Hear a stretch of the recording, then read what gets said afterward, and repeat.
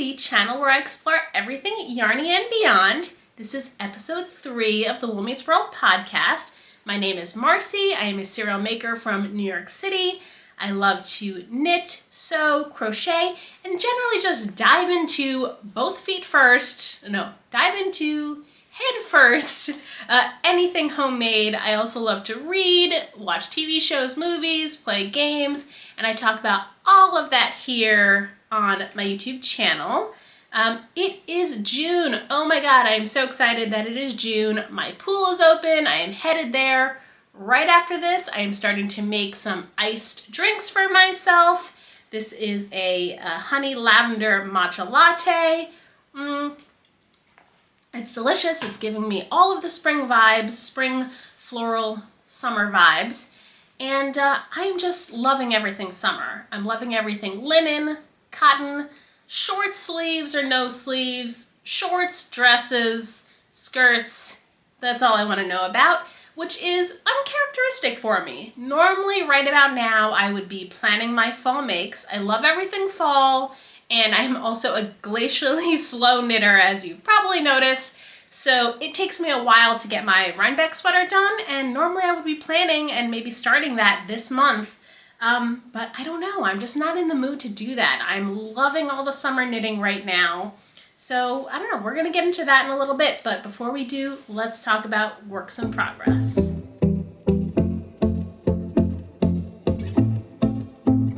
So I started a new project in the last few weeks since I saw you. I needed something really mindless for a road trip that I went on with my husband. We went to see a baseball game and do some hiking, so I needed something for the car and to work on at the game.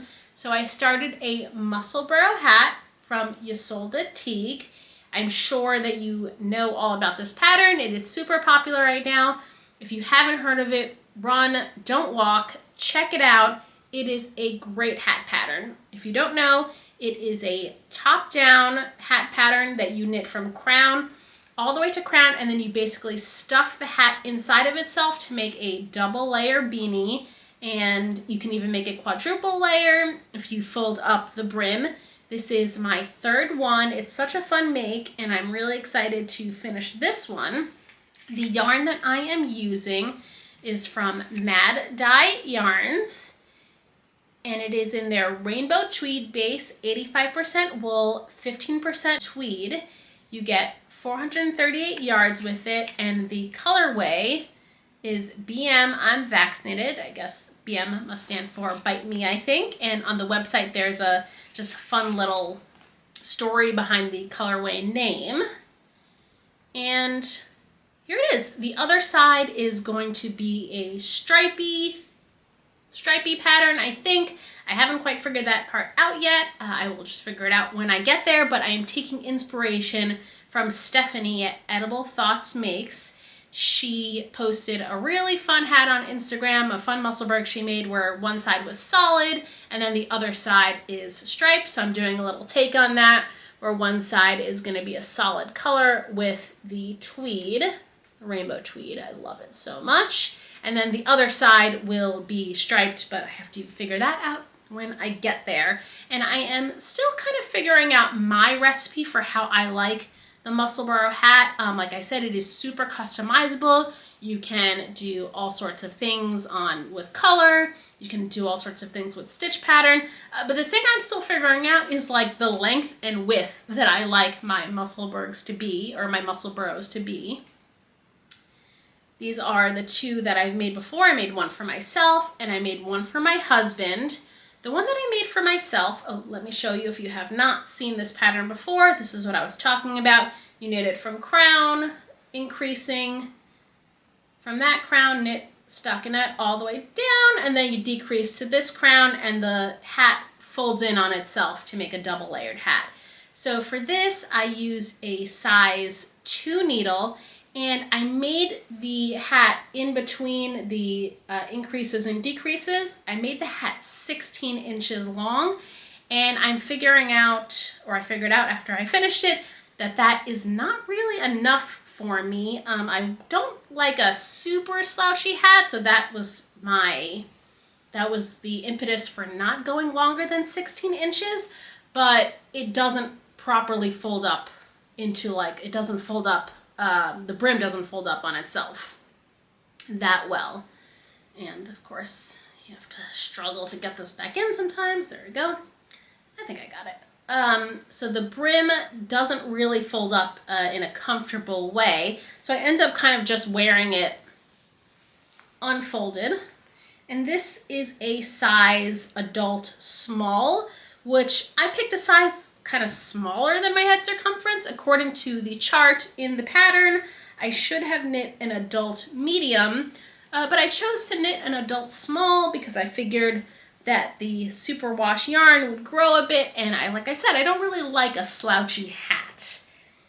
So I knit an adult small. I have no problems with the way it fits my head circumference. Like I said, I just don't like when it's folded up because it doesn't come down over my ears. It's more of like a skull cap kind of fit, and you know, I kind of wanted to fit slightly more roomy than what it does. So I know that I need to go longer in the new one that I've made myself.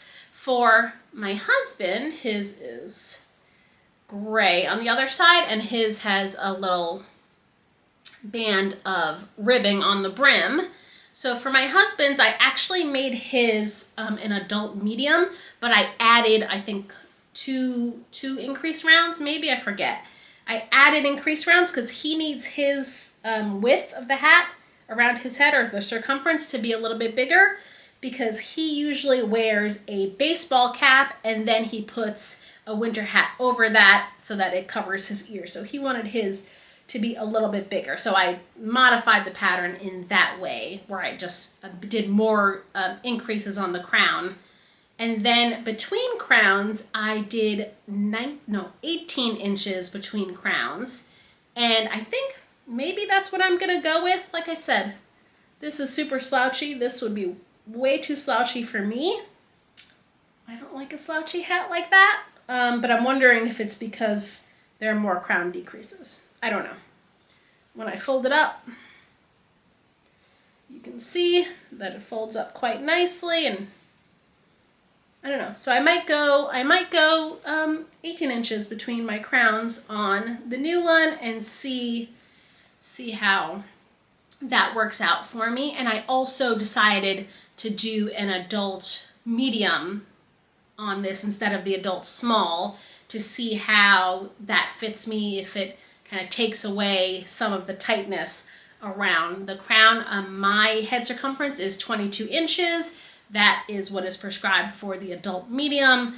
I chose, again, for the first one, to make an adult small despite knowing that information. So we'll see how this one turns out compared to the other ones. I have just a couple things to show here. These are my cute little rainbow stitch stoppers, which go along with my rainbow tweed. This is from Fox and Pine Stitches. I get them at my local yarn store. And then here is my cute little jar of fireflies marker, and that is, stitch marker from Hello Lavender. And that is my Musselburgh hat. I'm flying through it. I need to figure out what the striping is going to be because I'm flying through it. I'm going to get to the striping very, very shortly here. Probably today, since I'm taking that project with me to the pool shortly. So the other project I have on the needles is one that I've showed before. This is Galax by Andrea Gahn Knits. It is a V-neck tank.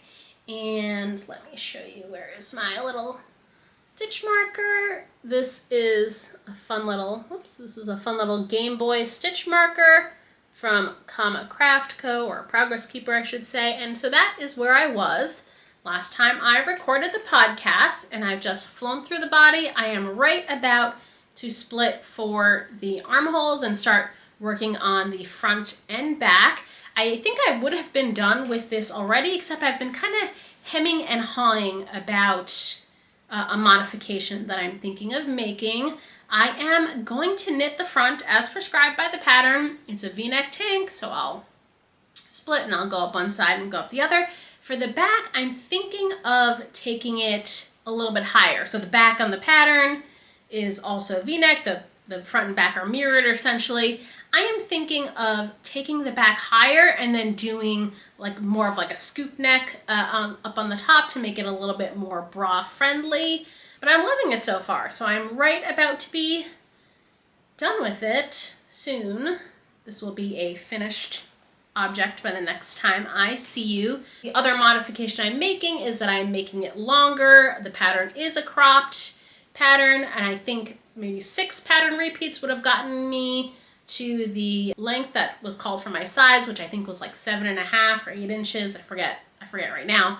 6 pattern repeats would have gotten me there. I've gone to 8 pattern repeats to make this more of a waist length or waistband length top. And this is the yarn I am using. This is indigo dyed cotton yarn that I got at Rhinebeck this past October. The label is in Japanese, so I think I will show it right here. I didn't take a picture of the booth. I keep saying I wish I had. I searched online. I cannot find this online. So if you want to find this yarn, you may want to go and check them out at Rhinebeck next year. But the yarn is a kind of fingering weight yarn. It's a little bit rustic in that the strands gets kind of very thin and then it'll get very thick. So on the stockinette, it will create little things like this where, let's see, where is it? Can you even see it? You can. Where it looks like there's maybe like a little bit mistake here. It's not. It's literally just the yarn getting super thick right there and changing the gauge of, or changing the tension of the stitches. But otherwise, I am loving this yarn. It's super soft. It's a little bit drapey, and I think the indigo dyed is just beautiful. It's beautiful. I cannot wait for this to be done. Can you tell I love blue? All my projects are blue. I love pink as well, but blue is just a color that I really love to wear, and I'm really looking forward to getting this done for summer and casting on something new. I have itchy fingers. I am ready to cast on. So, but before that, let's talk about our finished objects.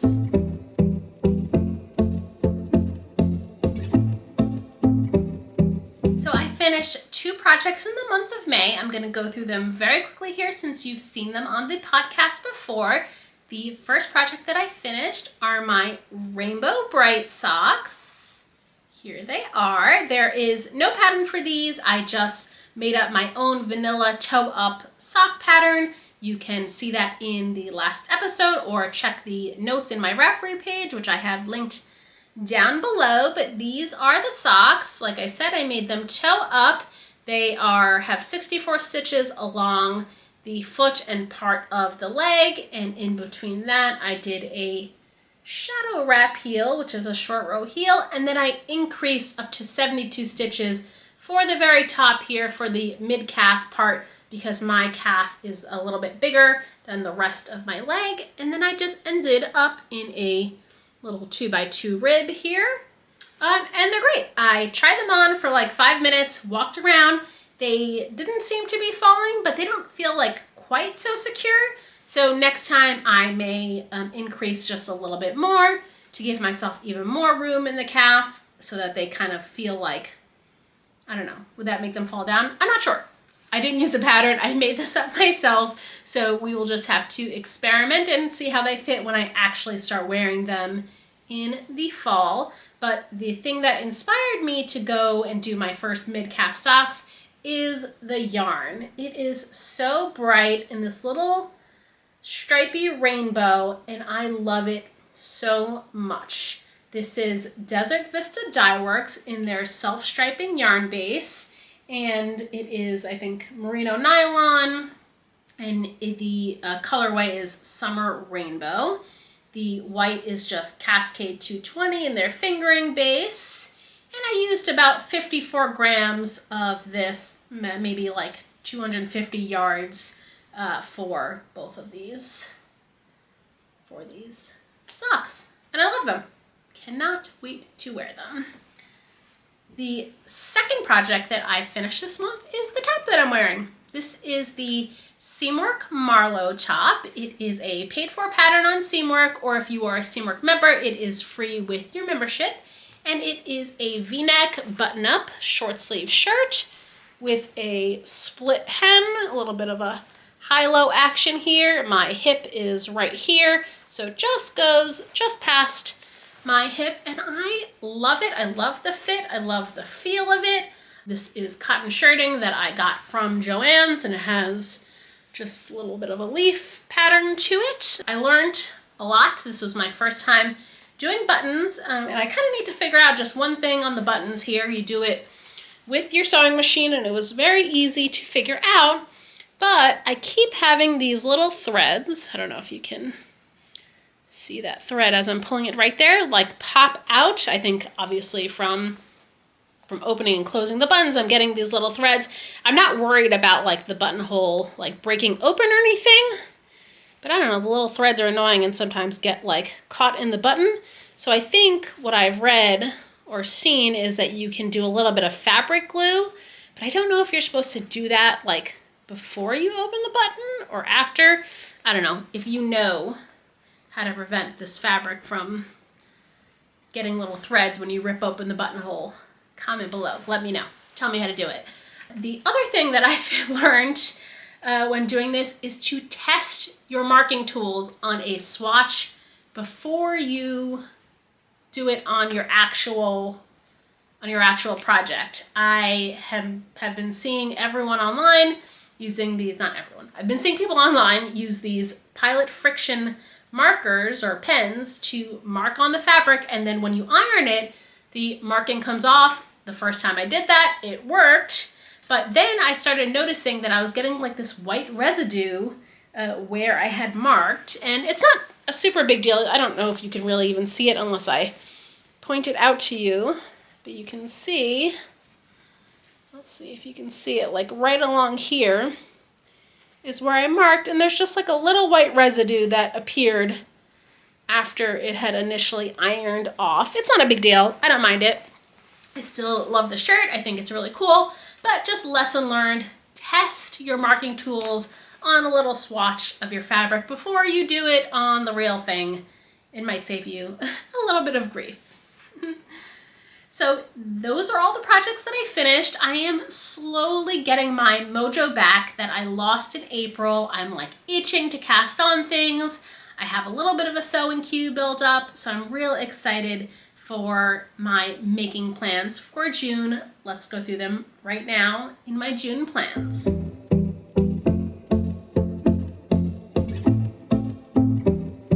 So it's a little while later. I had to stop recording because I was having some sort of crazy allergy attack and my nose was getting so red like Rudolph.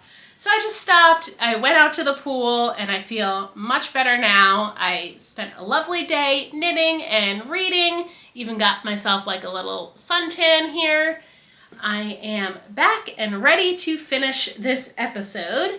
I am loving all things summer except for the allergies, but I'm really inspired to make more summer knits. It's not something that I've really focused on in the past. I have like a couple of summer items, but nothing that I really wear all the time. And I think buying new yarns, playing with things other than wool is really inspiring me. I mean, I love wool. It's super breathable. It's moisture absorbing and it like even cools you down in the summer. But I haven't really found that the like one or two wool garments, summer garments that I've made make me feel like comfortable and cool. So I'm very excited to try some other fibers. The cotton indigo dyed yarn that I got at Rhinebeck really inspired me to make Galax. I'm very excited to wear that. And I also got last summer a new to me base from Woolbury Fiber Co. I think it's a new to her base too. She's only had it for like a year or two maybe. And it is called Berry Linen, and it's a alpaca linen silk blend. And I have it in two colors here. And I'm really excited to knit something with these. I thought this would be a good opportunity to go through my queue and see what summer garments that I've had languishing there, what I can make with these yarns. And I thought I would share them with you. since you might need some inspiration as well. All of these patterns that I'm going to be discussing are for fingering weight yarn. That is what this berry linen is. It's a fingering weight, and I'm excited to share these in case this inspires you. So and I have my laptop here, so forgive me for looking down. I just don't want to miss any details on some of these patterns. So the first thing that's been on my queue, it's been on my queue probably for the longest out of all of these, is the Mooncrush tank, and that's by Jacqueline Cislak. Cislak? Hope I'm saying that right. The pattern came out in June of 2022. It is a paid-for pattern, and it is a sleeveless, high-neck, color-blocked tank top. It has really wide shoulders and a very long armhole depth, and it looks like it's meant to be worn with lots of positive ease. It is worked from the bottom up, and it is worked flat, so you have to seam it up after you're done knitting it. It comes in 9 sizes, from a 36 bust to a 68-inch bust. And the pattern has options for a cropped version and a full-length version, and then it has instructions and yarn requirements for 2 or 3 colors. So these would be the colors that I would do this in, and I don't know if these are the right colors for that. I don't know if maybe a third, like a poppy color, would be good. I'm still kind of, as you can see, kind of working this out for myself. The second pattern that I'm considering is actually really new. It just came out in April of this year. It is the Equinox Vestank by Shay Johnson. And I think there are only like 24 or 25 projects as of this recording in the Ravelry projects page. It's got 10 sizes, size 1 through 10, the first one being a 31-inch bust and the last one being a 67-inch bust. And this one is actually knit with sport weight yarn. But I think I have enough yarn. I think I could probably easily modify this to be done with fingering weight yarn. This pattern looks super versatile. It actually comes in 3 views. It has an open like vest with like a little tie at the top. It has a closed vest with a button-ups, and then it's a standard like pullover tank. And all of those views are worked seamlessly from the top down. And I could actually really see this one transitioning into fall. Like you can layer the open vests over shirts. You can, use the pullover tank as a vest over a collared shirt. I just think that it is really versatile and maybe works even past the summer into the fall and winter, obviously. I just think that this one would probably give you the most bang for your buck, and like it looks like from the pattern pictures, you can do so many customizations. You can stripe the yarn, you can maybe even color block it if that's what you wanted. You can do something totally solid. I feel like the customization on this one would be pretty good.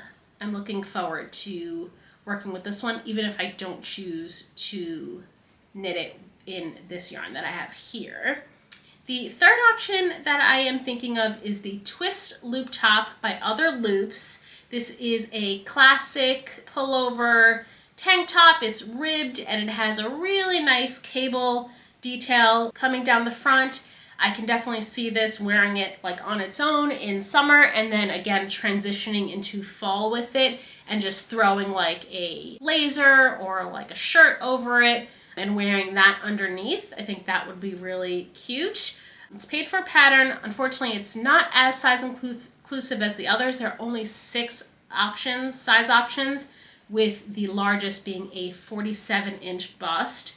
The pattern looks to be knit top down. It looks like it has some like I-cord edging details maybe, and maybe like a folded over neck. And the pattern is meant to be worn with negative ease around the bust. The fourth option that I have is the Allure Camisole by Kadri. Hopefully I'm saying that right. It is a paid-for pattern. It's a triangle V-neck tank with skinny straps, and it is meant to be worn with 0 to 1 inches of positive ease. So as the name suggests, it's essentially a camisole that you could wear just on its own or like underneath a sweater. The pattern features 9 sizes. It goes from a 28-inch bust to a 64-inch bust. If I were to knit this, I would probably give myself maybe a little bit more ease. I don't know.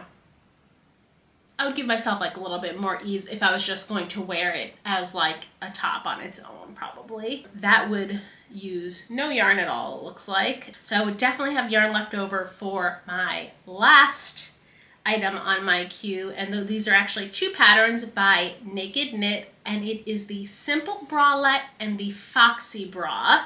The Naked Knit's like style is designing things that are meant to be worn under your clothes, more of like a loungewear type, and I've been wanting to knit myself like a lounge bra for some time. I work from home pretty much more often than not, but sometimes, you know, I do have to step out and like go to the store or have to run out and do an errand, and then I have to like then re-get dressed and stuff like that. So I think having like a nice lounge bra that I could just, you know, throw my clothes over would definitely save me some time and just get me out of the house 1, 2, 3. And I like the idea of having something really soft like this alpaca linen blend, or I even have a like wool cashmere blend, and I think that would be like really comfortable and even like nice to wear in the winter, like under sweaters. The Simple Bralette looks like your standard lounge bra. It's got skinny straps and it comes down into like a scoop neck, and it's got, you know, sort of like a uniboob cup as the bra, and then it has a ribbed band underneath. And then the Foxy Bra, it looks like it's got higher cups, it is a plunging V, and then one cup crosses over in front of the others. It looks really delicate, it looks really sweet. Those 2 patterns, what I really like about them is there are no like pre-described sizes. I think everyone's chest is really different. The approach on this pattern is to measure yourself and actually make something really custom to your chest, which I actually really like, and I try to do that in my knit tops anyway. I rarely follow like the designer's gauge. I just take my own gauge and I use math to make the measurements fit what I like and what fits me best, instead of just going, you know, through their standard sizes. So I like the approach to these bras that you can measure yourself and, you know, work within the pattern to get something that's a really nice custom fit. It does give you like an idea of how many grams you need for a size. For a small, you might need something like 50 grams, and then for like an XXL, you might need something like 125 grams. So I think this sounds like a really good stash buster project, and I would probably have leftover from whatever I make this to also make like a little matching bralette out of it. So that would probably be coming a little later in summer if I decide to do that. Or I have some cash merino left over from another project that I could also work on this with. That might be another good idea.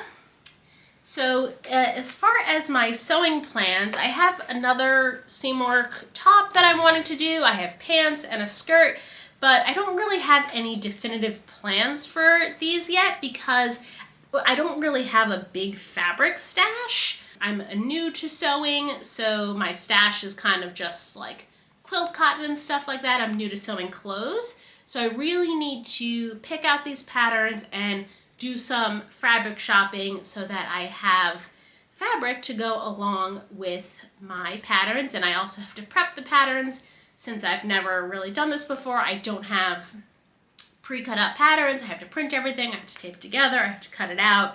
So I am going to be doing a little bit of prep work this month to try to get some patterns prepared and do some fabric shopping. That way I have more clothes to make. And then the other thing that I'm really interested in sewing is a denim belt bag. I don't know if denim's having a resurgence or if it's just like having a resurgence in my mind. Like, did that go out of, I don't think denim ever goes out of style, but I'm just seeing like a lot of like denim, like head to toe denim outfits and like denim bags and stuff like that. And I came across a few denim belt bags, like the ones that you sling over your chest, and it just looks so cool.